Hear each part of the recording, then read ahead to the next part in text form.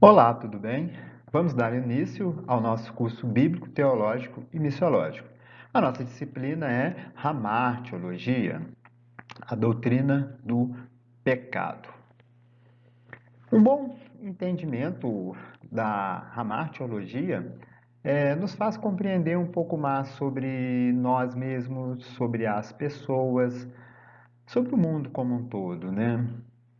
Porque muitas das vezes nós, apesar de querermos fazer coisas boas, né, de querermos falar coisas boas, em ter pensamentos bons, nós ainda assim, né, nos pegamos pensando em coisas ruins, em fazendo coisas ruins, em falando, dizendo coisas ruins, né?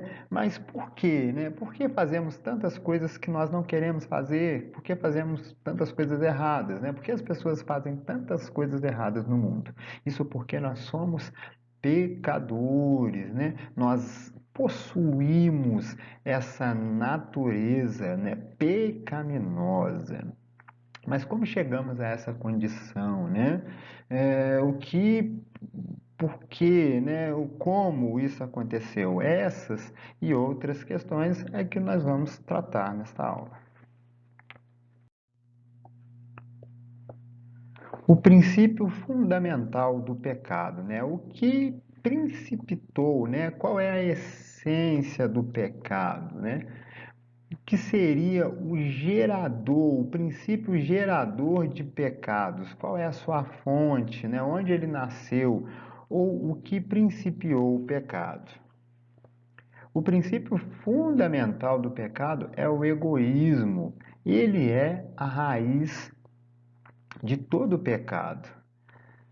Mas o que seria o egoísmo, né? O egoísmo é se colocar acima de tudo e de todas as coisas, né? É o egocentrismo, é você se achar ser o centro de tudo, é a soberba, o orgulho, a presunção, né? Isso é o princípio gerador do pecado, o ego, o orgulho, né? O egoísmo. E isso é muito claro, é muito evidente, primeiramente em Lúcifer, né? O anjo de luz, o querubim da guarda ungido, né? De Ezequiel, né? Lá tem essa referência em Ezequiel, capítulo 28, versículo 15, né? Que diz que perfeito eram os caminhos dele, até que se achou iniquidade dentro dele, né? Então, ele se tornou aí Satanás, o opositor, né? Por quê? Porque ele quis ser melhor do que Deus, né?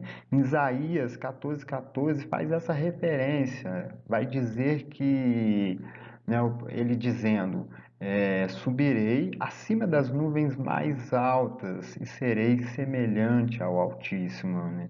Ele disse que subiria acima das mais altas nuvens, né? Ele iria subir acima dos céus, né? Iria chegar até o terceiro céu e ali ele estabeleceria o seu trono, né? Então ele queria colocar o trono dele no lugar do trono de Deus, né? Ele queria ser semelhante a Deus, queria tomar o lugar de Deus. Então ele foi expulso do paraíso.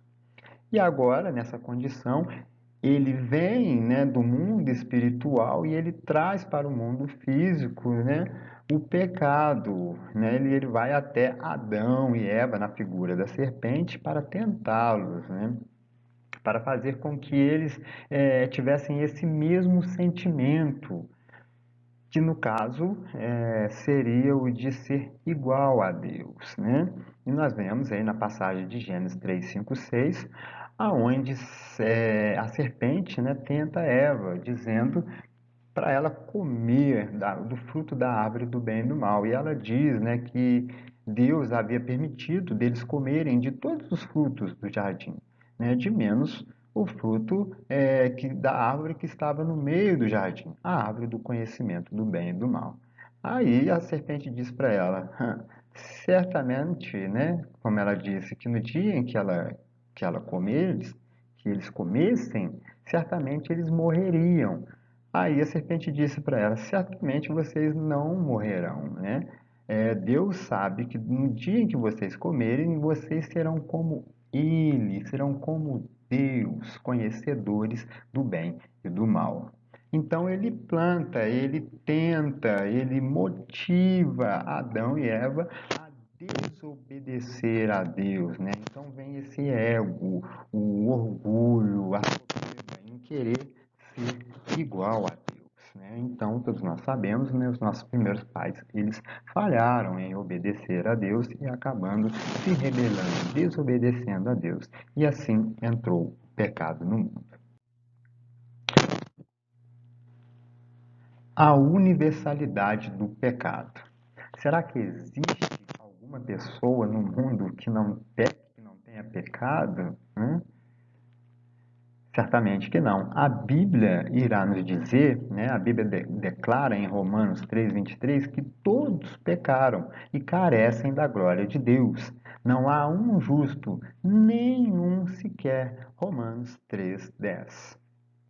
Em Romanos 5:12 vai dizer: assim como por um só homem entrou o pecado no mundo, e pelo pecado a morte, assim também a morte passou a todos os homens. Né? Esse texto ele é muito interessante, porque ele diz, né? A Bíblia diz que todos nós pecamos. Né? E se todos nós pecamos, como nós temos certeza de que somos pecadores, né? Algumas pessoas vão dizer ou pode achar que elas não se incluem, que elas não fazem parte, né, dessa universalidade do pecado. Elas podem achar, né, que não são pecadores ou que não herdaram essa natureza pecaminosa. Então, como nós sabemos se somos pecadores?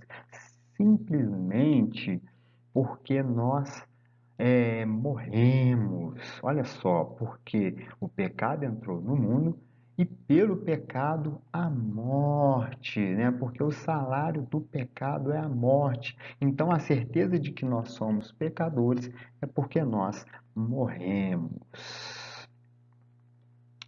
E se nós somos pecadores, né, então nós necessitamos de salvação. Esse é um princípio muito interessante para aqueles que ainda não conhecem o Evangelho, para aqueles também que vão evangelizar, que vão pregar o Evangelho, porque muitas das vezes nós chegamos às pessoas e dizemos, né, você precisa aceitar o Senhor Jesus como seu Senhor e Salvador. Aí a pessoa vira para nós e diz: mas me salvar de quê? Então, você precisa ser salvo dos seus pecados, né?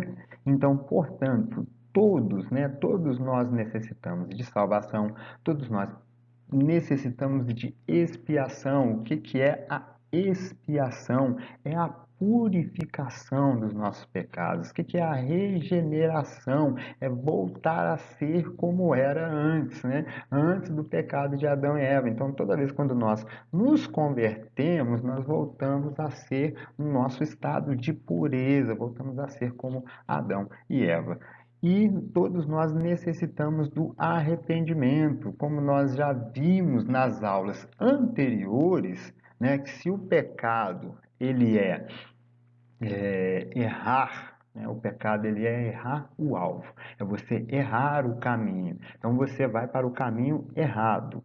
O arrependimento, ele é a mudança de direção, né? O arrependimento genuíno, ele não só tem a culpa, o remorso, mas o arrependimento genuíno, ele vem com mudança de direção. Então você pecou, você está no caminho errado, você muda de direção para o caminho correto. Então todos nós necessitamos de expiação, justificação, regeneração, arrependimento, né? Todos nós necessitamos de um Salvador. Mas esta pecaminosidade universal não é limitada aos atos de pecado, ela inclui também a pecaminosidade interior. Ou seja, né, pecado não se limita somente a atitudes e práticas, né? Mas ele também inclui a pecaminosidade interior, que seria o quê? As intenções do nosso coração e também o nosso pensamento. Agora nós vamos tratar, né, dos conceitos errados, né, errôneos acerca da depravação total. O conceito de depravação total do homem não quer dizer, né, ele está dizendo que assim, o conceito de depravação total, ele não quer dizer que todo homem é tão completamente depravado ou pecaminoso o quanto ele possivelmente pode ser, né? O que que ele está querendo dizer aqui?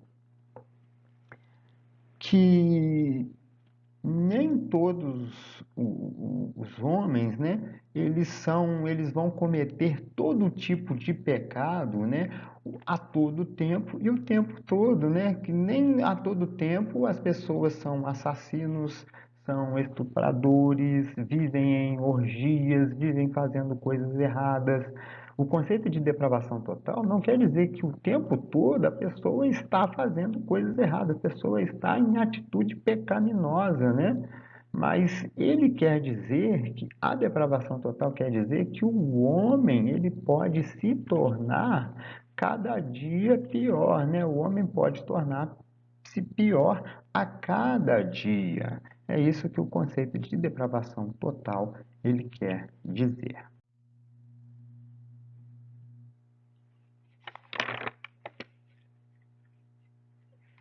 2. Segundo conceito errôneo acerca da depravação total, que o homem não regenerado ele não tem nenhum conhecimento inato concernente a Deus e a sua vontade, e nenhum conhecimento que discrimina entre o bem e o mal, e o certo ou o errado.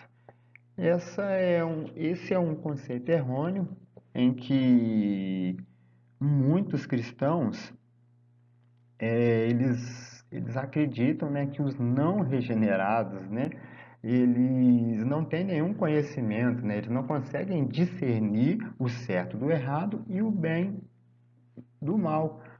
Algo que não é verdade, né? Porque o apóstolo Paulo, em Romanos 2, 14, 15, ele vai dizer sim que todos, né, sem exceção, nós temos um certo conhecimento de Deus, nós temos um certo conhecimento da lei de Deus, da vontade de Deus, nós temos um certo conhecimento sim do bem e do mal. Mas esse conhecimento de Deus, ele não é suficiente para salvar, mas ele é suficiente para condenar. Olha só, né? Ou seja, os impulsos fortes para o certo e o remorso de mau procedimento mostram que a consciência do homem é muitas vezes aguda e afiada. Romanos 2, 14, versículo 15, né? Que quer dizer, que diz assim, na palavra do Senhor. Estes mostram, né, a norma da lei cravada em seu coração. Não, vamos no versículo 14. Quando, pois, os gentios que não têm lei procedem por natureza de conformidade com a lei, não tendo a lei, servem de lei para si mesmos. E estes mostram a norma da lei cravada no seu coração, testemunhando também a consciência e os pensamentos mutuamente, ora acusando ou defendendo-os. Olha só, então essas pessoas têm sim, né, um certo conhecimento de Deus, conhecimento da lei de Deus, porque mesmo não tendo esses conhecimentos, eles agem em conformidade com a lei, porque eles têm um certo conhecimento do bem e do mal e do que é certo ou errado. Apesar desse conhecimento não ser suficiente para salvar, mas ele é suficiente para condenar. Terceiro conceito errôneo acerca da depravação total. Que o homem pecaminoso muitas das vezes não admira e nem realiza ações de caráter virtuoso, que são boas à vista de outros homens, né? O que isso não é verdade também, né? Porque muitas pessoas, né, eles sim, eles têm atitudes virtuosas, né, fazem coisas boas e muitas pessoas admiram também essas coisas boas. Como, por exemplo, né, hoje em dia muitas pessoas se casam, né, o casamento delas são duradouro, eles têm filhos, criam bem os seus filhos, né? Então, assim, nós vemos que as pessoas, né, são pecadoras, cometem erros, mas também eles fazem coisas virtuosas. Um bom exemplo disso, né, é o exemplo de Cornélio, no livro de Atos, capítulo 10, versículo 1 e 2, né? Há pessoas altruístas que demonstram bondade, generosidade e amor aos outros. Exemplo aí de Cornélio, né? O interessante no exemplo de Cornélio, que Cornélio ele era um homem bom, né? A Bíblia vai falar que ele era um homem bom e que ele, né, dava esmolas, né? Ele era temente a Deus. E essas suas atitudes chegaram, né, até Deus. E Deus decide salvá-lo, né? E Deus providencia essa salvação para ele. E Deus envia um anjo, do qual esse anjo, em uma visão a Cornélio, diz para ele que ele tem que mandar vir a Simão Pedro, né? E ele manda chamar Simão Pedro e Pedro vai e prega o evangelho para Cornélio e toda a sua família. E eles se convertem, né? Pela fé, eles creram, eles entenderam, né, todos os fatos concernentes à vida, obra e ministério e ressurreição do nosso Senhor Jesus Cristo. E eles creram e foram salvos. Então, mesmo que uma pessoa seja boa ou faça boas obras, a salvação dela não é automática, né? Ela tem que conhecer os fatos acerca do plano redentivo de Deus, que Deus enviou o seu Filho, e pela fé nessa obra redentora de Cristo na cruz do Calvário, as pessoas são salvas, né? Nota que Deus, ele salva sim as pessoas, mas ele não muda o projeto ou o plano da salvação. Não é porque as pessoas são boas que serão salvas, elas precisam passar por todo o processo salvífico, ok? Quarto, que todo homem não regenerado comete toda forma possível de pecado. Isso nós já falamos, né? Que o homem não regenerado ele vai cometer todo tipo de pecado a todo momento, o tempo todo, ele está afundado no pecado, né? Fazendo coisas ruins. Não, nós notamos que as pessoas pecam, né, mas eles fazem coisas boas, né? Como no exemplo de Mateus, capítulo 23, versículo 23, onde Jesus, né, ele adverte os fariseus dizendo que eles davam os dízimos, né, das pequenas coisas, mas desobedeciam as coisas mais importantes. Ora, eles faziam algumas coisas boas, mas desobedeciam outras, né? Então, querendo ou não, as pessoas não estão a todo momento e o tempo todo fazendo coisas erradas, atoladas no pecado, né? Muitos por aí dizem, olha, eu não sou crente, mas eu não roubo, eu não mato, né? E etc. e tal. Ok? Quinto conceito errôneo, né? Que o homem é capaz de resgatar a si mesmo da sua condição depravada, né? O homem de maneira nenhuma, o pecador, ele pode alterar a sua vida pela força de vontade, né? A salvação por obras, ela é impossível, né? Em Efésios 2, versículo 8 e 9, né, diz que pela graça sois salvos, né? Não por obras, para que ninguém se glorie, né? Então a salvação é pela graça, mediante a fé, no sacrifício de Cristo na cruz do Calvário, né? E não por obras, né? Para que ninguém se glorie. Positivamente, a depravação total quer dizer que a corrupção do pecado se estende a todos os homens, né? Nós já tratamos disso, Romanos 5:12, Romanos 3:13. 2, que a corrupção do pecado se estende à pessoa inteira, incluindo todas as faculdades do seu ser, né? Já tratamos também sobre isso, né? A corrupção do pecado, ela se estende no homem como todo, né, abrangendo o homem como todo quando nós dizemos corpo, alma e espírito, né, e incluindo todas as faculdades do ser do homem. No caso, seria os pensamentos e as intenções do coração. Terceiro, né, positivamente, a depravação total quer dizer que não há nada no homem natural que possa dar-lhe mérito diante de Deus, né? Os méritos para a salvação são os méritos de Cristo, né? Então, quando nós cremos na obra de Cristo, ele obedeceu até o fim, né? Então, quando nós cremos os méritos de Cristo, a justiça de Cristo, ela é imputada na nossa vida. Então, nós somos justificados, né? Então, o homem por si só ele não tem mérito nenhum. A salvação é os méritos de Cristo ou a justiça de Cristo que é imputada em nós quando nós cremos na sua obra redentiva. Quarto, e o homem não regenerado não tem aquele amor supremo para com Deus, né? De fato, o homem regenerado, ele nunca vai colocar, né, a vontade de Deus, né, na frente da sua vontade. Pelo contrário, a vontade do homem sempre vai prevalecer sobre a vontade de Deus. Então, aquele amor supremo, né, do qual diz, né, aqueles que me amam seguem os meus mandamentos, né? Então, sendo que se a vontade do homem prevalece sobre a vontade de Deus, então quer dizer que o homem não ama a Deus. Então, o homem não regenerado, ele não ama, não tem aquele amor supremo para com Deus.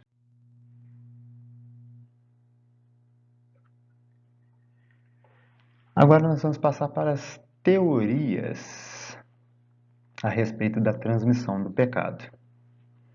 A primeira delas é a teoria pelagiana, né? Pelágio foi um monge que viveu no final do século IV, início do século V, do qual ele, né, viveu chegando até Roma. Ele percebeu que os cristãos, estamos falando de cristãos, eles tinham uma vida muito promíscua, né, indecente, fazia muitas coisas erradas, e ele, ao buscar a raiz do problema, ele percebeu que era por causa da doutrina recorrente ali da época, era a doutrina do pecado original, ou seja, que por mais que as pessoas quisessem, elas não conseguiriam ter uma vida santa, porque elas eram pecadoras. Então, muitos ali estavam tendo uma vida descuidada e outros, né, os cristãos, os líderes, perceberam isso e não estavam fazendo nada. Então, Pelágio, ele decide ir contra essa doutrina do pecado original, ou seja, para que as pessoas, né, os cristãos, pudessem desenvolver o desejo de seguir a Deus. Mas ele levou isso até as últimas consequências e ele acabou negando, né, a doutrina da depravação total e do pecado original. Então, na teoria pelagiana, ele vai dizer que o pecado de Adão afetou apenas ele mesmo e que todo ser humano nascido neste mundo é tão livre de pecado como Adão foi. O único efeito do pecado de Adão foi um mau exemplo para a humanidade, né? Ele vai dizer que o homem ele nasce puro, né? Ele não nasce contaminado. Os efeitos do pecado de Adão não afetam a sua que não afeta a humanidade, né? Só afetou somente Adão, né? E o homem ele nasce livre, ele nasce puro, né? E o único efeito do pecado foi o mau exemplo. No caso, quando Cristo veio e obedeceu, ele agora, né, como representante da humanidade, dá um bom exemplo, né? Essa é a doutrina pelagiana. Segundo, a doutrina semi-pelagiana. A doutrina semi-pelagiana vai dizer que o homem é destituído de justiça original e, sem a ajuda divina, é incapaz de obtê-la. Porém, ainda conserva algum atributo de se tornar justo, desde que permita que coopere com o Espírito Santo, ou seja, ele pode permitir ou não cooperar com o Espírito Santo na obra da sua salvação. O que o semipelagianismo quer dizer? Que o pecado ele não afetou completamente o homem, né? Que o homem ainda conserva alguma faculdade de poder escolher ou não a Deus, né? Ele tem a capacidade de ele colaborar com Deus, né, no processo de salvação. Isso é o que o semipelagianismo quer dizer. A terceira teoria é a teoria arminiana, né? A teoria arminiana, ela quer dizer que o pecado original para Armínio é a ausência de justiça ou retidão original, mas não a imputação de culpa para o pecado de Adão. Ou seja, você vê que Armínio ele fica meio em cima do muro. Ora, o pecado original é a ausência de justiça, né? Então, assim, o pecado original ele afeta o homem, é a ausência de justiça ou retidão original, mas não a imputação da culpa. Então, para Armínio ele crê na depravação total, né? Mas para Armínio ele acredita que o homem, né, com, né, a ajuda divina, Deus concede ao homem um dom que ele pode, né, a partir desse dom, ele tem a capacidade de colaborar com Deus na salvação. E esse dom é chamado de graça preveniente, né? E através dessa graça preveniente ou graça libertadora, a partir daí o homem pode escolher a Deus e colaborar com Deus no processo de sua salvação. Essa é a teoria arminiana. A teoria agostiniana diz que, por causa da unidade da raça em Adão, o pecado é imputado à sua posteridade. A natureza que o homem possui agora é como a natureza corrupta de Adão.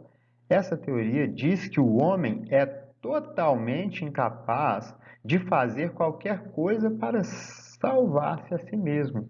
Então, a teoria agostiniana é a teoria mais aceita, né, por toda a igreja, né? É a doutrina ortodoxa, né? É a doutrina da depravação total, que todos pecaram, né? A natureza que o homem possui agora é corrupta, né? Nós herdamos essa natureza pecaminosa de Adão. E o homem é incapaz de fazer qualquer coisa para se salvar. Ou seja, a salvação ela depende inteiramente e exclusivamente de Deus. Para finalizar, nós vamos fazer um balanço aí entre as teorias, né? Na nossa tabela, nós temos aí o nome da teoria, o pensamento principal e o estado do homem não regenerado. Na teoria pelagiana, né, o pecado só afetou somente Adão, então o homem possui plena habilidade para se salvar ou uma plena habilidade para escolher em buscar a Deus e se salvar. Na teoria semi-pelagiana, o homem ele tem a ausência de justiça original e sem a ajuda divina ele é incapaz de obtê-la, né? Por semi-pelagianismo, como nós já vimos, né, o homem tem uma certa capacidade, sim, né? O pecado não afetou o homem completamente, então ele possui alguma faculdade para poder escolher a Deus e operar no processo da sua salvação.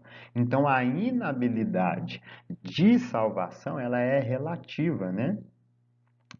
A teoria arminiana é que diz que o pecado original, nós já vimos, é a ausência de justiça e retidão, e não a imputação para o pecado de Adão. Então, a inabilidade, ela também é relativa, né? Ela não é uma inabilidade plena ou absoluta, é uma inabilidade relativa, porque o homem ainda conserva alguma capacidade para poder se salvar, mesmo que esse dom, essa capacidade, ela é concedida por Deus. E a agostiniana, que é a teoria recorrente, né, a mais aceita, né, a doutrina ortodoxa, diz que por causa da unidade da raça em Adão e a unidade orgânica da humanidade, o pecado de Adão foi imputado à sua posteridade. Então todos pecaram e estamos destituídos, né? Não há nada que possamos fazer para que nós possamos ser salvos. Então, a inabilidade para a salvação ela é plena, né? Não podemos fazer nada para que nós possamos ser salvos. Então, qual é o choque aí entre as teorias, né? O choque entre as teorias é a diferença entre a teoria pelagiana e a teoria agostiniana, né? Elas são opostas entre si. Enquanto a teoria pelagiana diz que o homem tem plena habilidade para se salvar, para escolher a Deus, a teoria agostiniana diz que o homem é incapaz, é a inabilidade plena, não tem capacidade nenhuma de operar, né, ou de colaborar com Deus na sua salvação. E a diferença da teoria semi-pelagiana e da teoria arminiana, ela é um pouco mais, a diferença ela é muito pouca, porque nas duas teorias o homem possui, né, um certo grau de autonomia ou uma certa capacidade de colaboração com Deus. A única diferença é que na teoria semi-pelagiana o homem possui essa capacidade por si só, ele conserva essa capacidade por si só. E na teoria arminiana, essa capacidade de operar, né, de colaborar com Deus na sua salvação, de escolher a Deus, essa capacidade, esse dom, ele é concedido por Deus. E isso é chamado de graça preveniente. Ok? Então, através dessa graça proveniente, essa graça libertadora, o homem é livre do pecado e agora ele pode escolher ou não em colaborar com Deus no processo da sua salvação. Ou seja, essas teorias que nós falamos é de como o pecado afetou o homem, né? Nós não estamos tratando aí basicamente do processo de salvação, da soteriologia, tá? Nós só estamos tratando da armatiologia, como o pecado afetou o homem na corrente de nessas teorias, nessas correntes de pensamento, ok? Caso você queira adquirir as apostilas, o material ou fazer parte do curso, está aí o nosso contato. E chegamos ao final de mais uma aula e até a próxima, se Deus quiser.